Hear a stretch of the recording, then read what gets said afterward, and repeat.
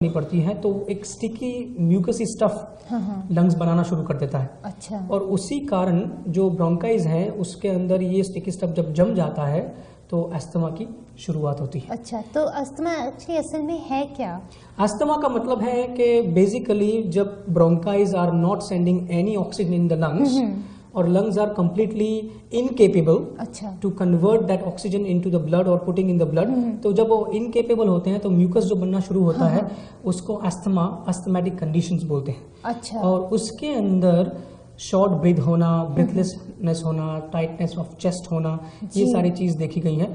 लेकिन सबसे ज़्यादा बहुत ज़्यादा जो अस्थमा देखा गया है वो एलर्जिक कारणों से देखा गया है। एक मैंने आपको बताया कि एक हेरिडिटरी कारण से हो सकता है, अगर पेरेंट्स में है तो बच्चों में आता ही है, चांसेस आर वेरी हाई। और दूसरा कारण है एलर्जिक। अच्छा। एलर्जीज के कारण बहुत ही ज़्यादा अस्थमा आता है। जी।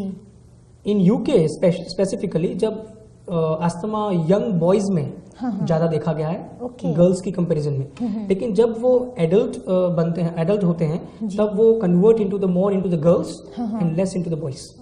क्योंकि ऐसा कहा गया है कि boys are more physically active. जितने आप फिजिकली एक्टिव रहते हैं that is also helping as well.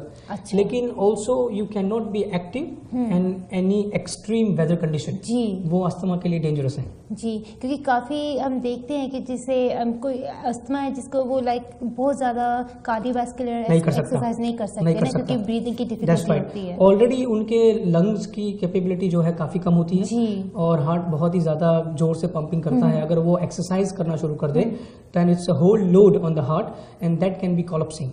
तो अगर किसी को बहुत ज़्यादा एग्रेसिव अस्थमा है तो मैं सलाह देना चाहूँगा कि कोई भी एक्सट्रीम फिजिकल एक्टिविटी ना करें, विगरस एक्सरसाइजेस ना करें, ग्रेजुअली अपने स्टेमिना को बिल्डअप करें। जी।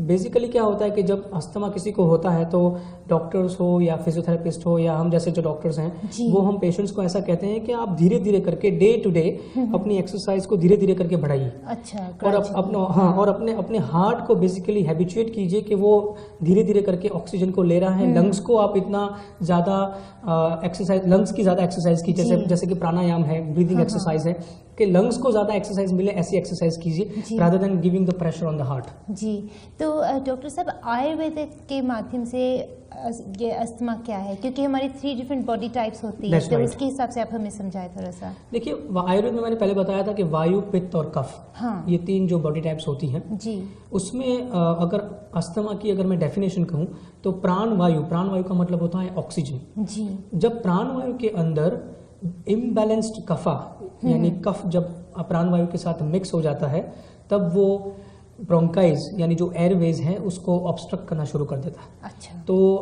आयुर्वेद में इसको टिपिकल कफा कंडीशन, कफा और वाता दोनों मिक्स कंडीशन माना गया है, क्योंकि प्राण वायु का मतलब होता है जो रेगुलर ऑक्सीजन है जो जीने के लिए जरूरी है, उसमें जब कफ मिक्स हो जाए तो वो बेसिकली ऑब्स्ट्रक्शंस करता है और वो ऑब्स्ट्रक्शंस अस्थमा कंडीशन में कन्वर्ट होती है बेसिकली। अच्छा, तो जो आपने इसके कोजेस के बारे में भी हमें बता दें कि हेरिडिटरी भी हो सकते हैं। इसमें मेन हेरिडिटरी अगर बहुत ही बचपन से ही, जैसे baby within 2 to 4 months sometimes baby starts wheezing, तो पेरेंट्स थिंकिंग कि क्या हो रहा है ये basically, and when they go to the doctor says कि अगर आपको दोनों में से किसी को अस्थमा है और अगर है तो बेबीज कैन गेट डायरेक्टली। तो लेकिन अगर बड़े बच्चों में, टॉडलर्स या तो चिल्ड्रन की बात करें तो they are basically getting from the viral infection. जैसे मैंने बताया प्री स्कूल में अगर देखें तो ear infection, throat infection, viral infection is very common. और किसी बच्चे की अगर इम्यूनिटी बहुत ज्यादा वीक है तो वो बहुत जल्दी उसको कैच करता है। अच्छा। मेन ये एक हेरिडिटरी रीजंस बताया मैंने, एक वायरल इन्फेक्शंस का रीजन बताया। उसके अलावा जो एलर्जिक रीजंस हैं, एलर्जिक रीजंस में माना गया है कि हाउस माइट्स, डस्ट, एनिमल फर जो एनिमल हेयर होते हैं वो एक बहुत ही ज्यादा, पोलन, डस्ट, ग्रास, वो बहुत ही ज्यादा एग्रेसिव कारण माने गए हैं अस्थमा में। उसके अलावा फूड प्रोडक्ट्स की अगर बात करें तो मिल्क है, एग्स हैं, मिल्क प्रोडक्ट्स हैं, नट्स हैं। कई बार मैंने देखा है कि citrus fruits that is also causing the very aggressive asthmatic attack as well. अगर बहुत ही ज्यादा कॉन्सेंट्रेटेड नट्स अगर खाए जाएं, बहुत ही ज़्यादा शुगर स्टफ जिसको फंगस या तो यीस्ट बोलते हैं, अगर वो भी खाया जाए तो अस्थमा अटैक होते हैं। तो ये सारी चीज़ें मेन है कि कई बार इट्स फूड से कनेक्टेड इसकी एलर्जीज हो सकती हैं, कई बार हेरिडिटरी कनेक्टेड और कई बार कंप्लीटली वायरल इन्फेक्शन हो सकता है। लेकिन अगर वो रिकरेंस कोल्ड हो रहा है बच्चे में, अगर रिकरेंस यानी कि कोई भी कारण नहीं है और बार बार बच्चे में कोल्ड हो रहा है और उसको वीजिंग साउंड्स हो रहे हैं, टाइटनिंग ऑफ द चेस्ट लग रहा है, शॉर्ट ब्रेथ अगर आपको लग रहा है, जब वो रात को सोता है बच्चा, अगर आपको ऑब्जर्व करें तो उसकी जो चेस्ट की एरिया है उसको अगर बहुत ही ज्यादा लेबर करना पड़े ब्रीथ करने के लिए, तो you should take that children to the hospital और NHS और डॉक्टर और एनीबडी और एनी प्रैक्टिशनर टू डायग्नोस कि ये अस्थमा कंडीशन है या it's a pre asthmatic condition.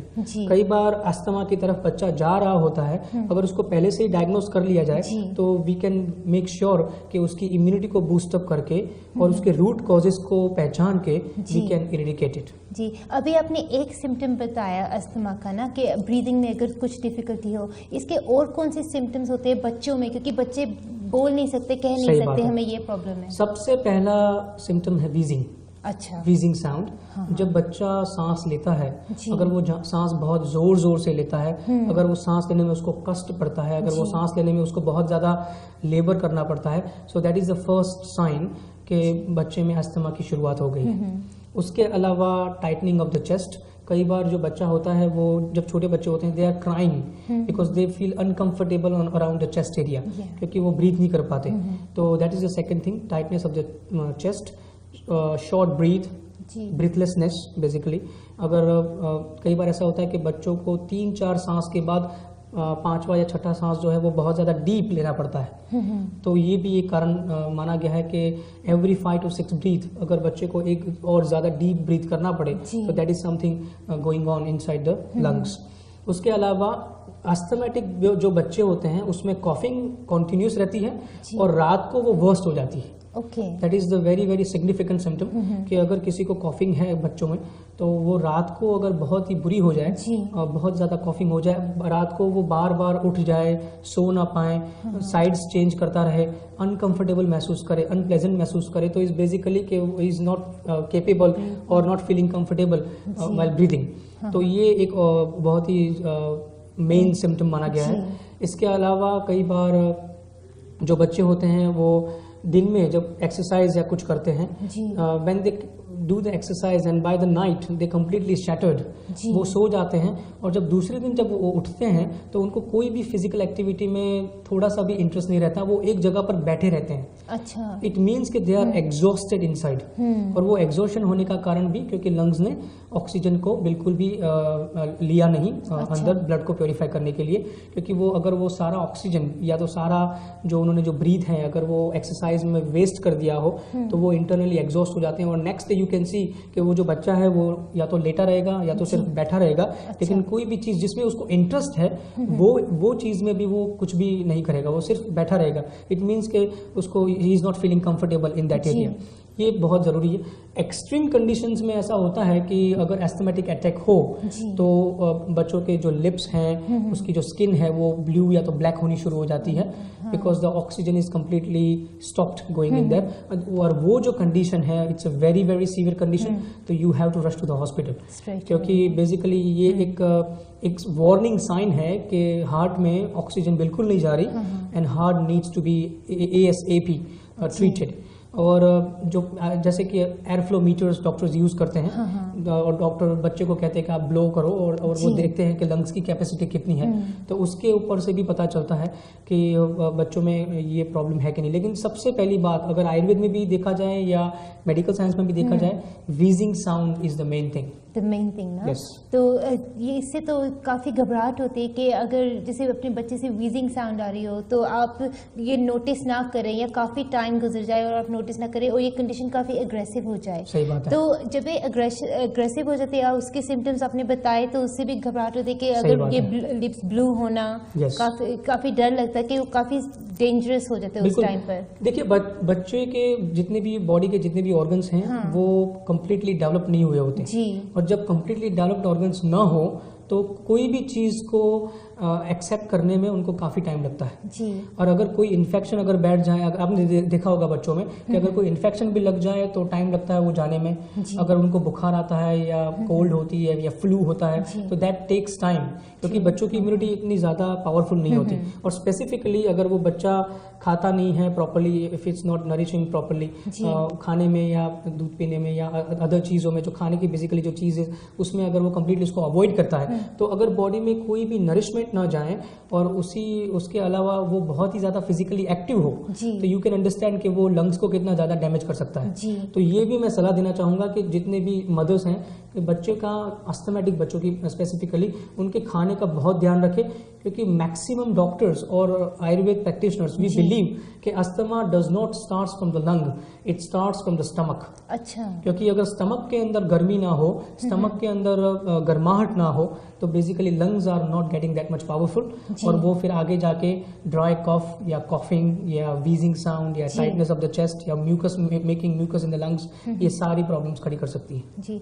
तो डॉक्टर रोहन, ये कौन सा पॉइंट है जहाँ पर पेरेंट्स को अपने बच्चों को डेफिनेटली चेकअप करवाना चाहिए, या उसका जो अस्थमा की कंडीशन है उसको सवेयर होने से बचाना चाहिए? देखिए, मैं ऐसा कहूँगा कि कई बार वीजिंग साउंड आना, इसका मतलब ये नहीं कि वो अस्थमेटिक है जी। लेकिन अगर वो वीजिंग साउंड के साथ, मैंने जैसे कहा कि उसको सांस लेने में बहुत ज़्यादा तकलीफ हो रही हो और 3 से 4 नाइट्स अगर वो स्लीपलेस रही हो, then it's a warning sign कि अगर 3-4 नाइट से बच्चा नहीं सो रहा, वीजिंग साउंड बढ़ रही है, रात को सोने के टाइम पे उसको दिक्कत हो रही है, और अगर आप एज अ पेरेंट उसके साथ अगर सो रहे हैं and you can hear that sound कि उसको बहुत ज़्यादा लेबर करना पड़ रहा है सांस लेने के अंदर, तो I think that is the first stage where you need to take to the hospital और any doctor to find out. Definitely. तो डॉक्टर रोहन, इसके बारे में और भी बात करेंगे, मगर अभी चलते हैं कॉलर के पास। हेलो। हाँ जी, आपको डॉक्टर रोहन से बात करनी थी। हाँ बोलिए प्लीज। मुझे, हेलो। हाँ बोलिए। मुझे जानना है कि वो शतावरी है, उसमें वो लिखा होता है कि वो रसायन सप्त धातु, तो वो क्या होता है सप्त धातु? देखिए, सप्त धातु की बात मैंने मेरे एक एपिसोड में की थी। सप्त धातु का मतलब होता है 7 टिश्यूज इन द बॉडी, जो starting from plasma, blood, flash, fat, bone marrow and the sperm in the man and the ovum in the woman. तो ये जो 7 टिश्यूज हैं उसको शतावरी नरिश करती हैं, that is it's called the रसायन। रसायन का मतलब होता है tonic. So shatavari is a tonic for women specifically. अगर आप शतावरी को लॉन्ग टाइम तक अगर दूध में डाल के रेगुलरली लें तो that can help. Thank you. तो डॉक्टर रोहन, हम अस्थमा के बारे में बात कर रहे थे बच्चों में, इसके लिए आप हमें बताएं कि ऐसी कौन सी हर्ब्स हैं जो हमारे घर में है जिसे हम यूज़ कर सकते हैं, क्योंकि बच्चों के वो बहुत ही ज़्यादा फ्रेजाइल होते हैं, तो उनको हम कुछ ज़्यादा हार्श नहीं दे सकते। देखिए, 2 साल से बड़े बच्चों की अगर बात करें, 2 साल से जो छोटे बच्चे हैं उसके लिए तो कॉन्सेंट्रेटेड लिक्विड्स मिलते हैं। आयुर्वेद में भी हम बहुत ही ज़्यादा कॉन्सेंट्रेटेड टॉनिक्स बनाते हैं लिक्विड के फॉर्म में। लेकिन 2 साल से अगर बड़े बच्चों की बात करें तो मैं डेफिनेटली कहूँगा कि अगर वो एस्थमेटिक है या अगर फैमिली में कोई एस्थमेटिक है और अगर रेगुलरली उसको कोल्ड या फ्लू हो रहा है, तो जैसे अभी लेडी ने बताया रसायन चूर्ण इट्स अ टॉनिक, और वो जो टॉनिक है उसको थोड़ा थोड़ा यानी 1/4 क्वार्टर टी स्पून, अगर क्वार्टर टी स्पून अगर उसको रेगुलरली गर्म पानी के साथ हर रोज दिया जाए या तो हनी में मिक्स करके दिया जाए, तो that can definitely build up the immune system for the condition for the child ना। तो अभी हमारे पास एक और कॉलर है, उनसे बात करते हैं। हेलो। हाँ जी, आपको डॉक्टर रोहन से क्वेश्चन पूछना था। मुझे पूछना है प्लीज, उसको आप पूछो कि हार्मोन इम्बैलेंस है तो क्या करें? अच्छा, हार्मोन इम्बैलेंस आपको कैसे पता चला? आपके पास रिपोर्ट्स हैं कोई? हाँ है। अच्छा, कौन सा हार्मोन आपका इम्बैलेंस है? फॉलिकल स्टिमुलेटिंग हार्मोन, कौन सा हार्मोन आपका इम्बैलेंस्ड है? Female hormone. अच्छा, सुनिए आप टेलीविजन पर मैं बताता हूँ। हो गया, उसका हिस्टेरेक्टमी हो गया। अच्छा, तो अभी ठीक ही नहीं होता, डॉक्टर ने सभी दवाई ट्राई कर ली। क्या नहीं होता? ठीक नहीं होता। अच्छा। उसकी वजह से उसको कितनी अदर प्रॉब्लम्स होती है। I understand. अब टेलीविजन पर सुनिए, मैं बताता हूँ कि आप क्या कह रही हैं। हिस्टेरेक्टॉमी करने के बाद वो 2 प्रकार की होती है, या तो पार्शियल या तो कंप्लीट, जिसमें ओवरीज के साथ यूट्रस को निकाल देते हैं या तो सिर्फ यूट्रस को निकालते हैं और ओवरीज को रखते हैं। इसके बाद वुमेन बॉडी के अंदर ईस्ट्रोजन जो है फीमेल हार्मोन वो काफ़ी बढ़ जाता है and that is causing so many problems. उसके कारण एक तो मेल हार्मोन बढ़ता है, जिसके कारण फेशियल हेयर या तो बॉडी के जो हेयर है वो प्रोडक्शन बढ़ जाता है। स्वभाव जो है वो चिड़चिड़ा हो जाता है। जो बोन्स हैं उसमें ऑस्टियोपोरोसिस हो जाता है, क्योंकि ईस्ट्रोजन अगर नरिश नहीं कर रहा बोन्स को तो बोन्स फ्रेजाइल हो जाते हैं, और उसके कारण बहुत सारे बैक के प्रॉब्लम, नेक के प्रॉब्लम्स, हेडेक के प्रॉब्लम्स, माइग्रेन के प्रॉब्लम्स, गुस्सा आना, ये बहुत सारी चीज़ें हो सकती हैं। तो उसमें सबसे बेस्ट चीज़ है कि अगर आपकी हिस्टेक्टोमी हो गई है तो शतावरी को दूध के साथ लेना शुरू करें, जो हार्मोन्स को बैलेंस करता है। और पुनर्नवा, मैंने पहले भी बताया था, पुनर्नवा जो है वो हार्मोनल बैलेंस के लिए होती है फीमेल में। वो उसकी सुबह शाम एक कैप्सूल ली जाए, स्पेसिफिकली आफ्टर द मेनोपॉज और हिस्टेक्टोमी, दैट कैन हेल्प। शतावरी सुबह एक बार दूध में और पुनर्नवा सुबह और शाम। Thank you. Thank you. तो डॉक्टर रोहन, जो भी हमारे व्यूअर्स हैं उनकी काफ़ी हमें फीडबैक मिलती रहती है, और लास्ट वीक भी हमने बच्चों के बारे में बात की थी, एक्जिमा के बारे में बात की थी। तो METV को भी हमारे काफ़ी फीडबैक मिली है कि काफ़ी ग्रुप्स आपसे मिलना चाहते हैं। तो मैं सब व्यूअर्स को यही याद दिला दूँ कि अगर आपके शहर में या आपके टाउन या सिटी में आप चाहते हैं कि डॉक्टर रोहन आए आपसे मिलें, तो अगर आपके पास 15 पीपल या प्लस का ग्रुप है तो डॉक्टर रोहन आपके टाउन या सिटी में भी आ सकते हैं। जो शो के एंड में फीडबैक डिटेल्स आएंगी वहाँ पर आप डॉक्टर रोहन को डायरेक्टली कांटेक्ट कर सकते हैं, तो इसका वो अरेंजमेंट कर सकते हैं। अभी सीधा चलते हैं अगले कॉलर के पास। हेलो हेलो, हाँ जी, आपको डॉक्टर रोहन से क्वेश्चन पूछना था। यस, हाँ जी, बोलिए प्लीज। Hello doctor Rohan. हाँ बोलिए। I really get very bad hay fever. Okay, Any tips for that please? Of course या आप सुनिए टेलीविजन पे, मैंने पहले हे फीवर के लिए बताया था। हे फीवर जो कंडीशन है उसमें पहले तो आपको एक चीज़ मेन फाइंड आउट करनी है कि इसको कैसे, उसके रूट कॉज को कैसे ख़त्म किया जाए। अब रूट कॉज जो है वो पॉलन या तो डस्ट या तो कोई भी ट्री से रिलेटेड पॉलन हो सकता है जो लंग्स में जाके ये एलर्जी क्रिएट करता है। तो उसके अंदर मैंने बताया था आंवला, हल्दी और हनी, आंवला और हल्दी, ये तीन चीज़ को मिला के सुबह शाम गर्म पानी के साथ लिया जाए तो हे फीवर में काफ़ी फ़ायदा होता है। दूसरी बात मैंने बताई थी ब्लड प्योरीफायर, यानी मंजिस्टा करके आयुर्वेद में एक पाउडर आता है। वो मंजिस्टा पाउडर को अगर 1 चम्मच सुबह शाम गर्म पानी के साथ लिया जाए तो वो ब्लड को प्योरीफाई करता है। ये 2 चीज़ करने से आपको हे फीवर में काफ़ी फ़ायदा होगा। Thank you. Thank you. तो डॉक्टर रोहन, अभी हमारे पास एक और कॉलर है, उनसे बात करते हैं। हेलो जी। हेलो। हाँ जी, आपको डॉक्टर रोहन से क्वेश्चन पूछना था। हेलो। हाँ बोलिए।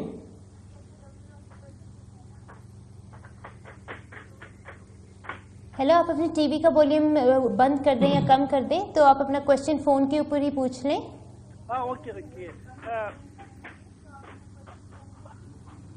हेलो, आप भी सुन रहे हैं सर? हाँ बोलिए प्लीज। सर 1 सेकेंड, मेरा बेटी प्री मेच्योर है। ओके उसका both when she born less than 1 kilo. Okay. She want to be, she not always underweight. What we have to do for her? You have any medicine? Okay, what is her age now? Age now 3 years old.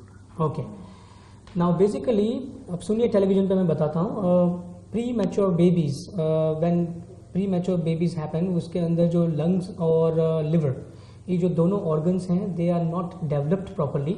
तो basically you have to take liver tonics to make her healthy. अगर liver tonics अगर आप उसको नहीं देंगे तो she will not get better, और उसके मसल्स या तो फ्लैश बॉडी में जो है वो नहीं बन पाएगा। उसको सबसे पहले आप प्रोटीन ज़्यादा देना शुरू करें, because protein is very very important. और उसकी फूड के अंदर फैट कम करके कार्बोहाइड्रेट और प्रोटीन की मात्रा ज़्यादा बढ़ाएं। अगर आप उसको सिर्फ फैट देंगे तो उससे उसका वजन नहीं बढ़ेगा, because liver needs more protein. दूसरी बात, तो आपने कहा कि she is only 3 years old, तो 3 years old में अगर आप हो सके तो उसको दाल, या तो दाल का सूप, या तो वेजिटेबल सूप, या तो कोई भी ज़्यादा से ज़्यादा अगर आप नट्स अगर उसको दे सकें, आलमंड्स या कैश्यू को क्रश करके मिल्क में अगर उसको बॉईल करके ब्राउन शुगर के साथ अगर उसको दिन में 2 बार पिलाया जाए तो that can help her liver to regenerate. आप बाहर से उसके लिए, यानी फार्मेसी में से उसके लिए आप एंजाइम्स की टैबलेट ला सकते हैं, या तो कैप्सूल्स या तो सिरप ला सकते हैं। अगर आप उसको वो देंगे तो that can also help her, और produce more enzymes can help to gain weight as well. Thank you.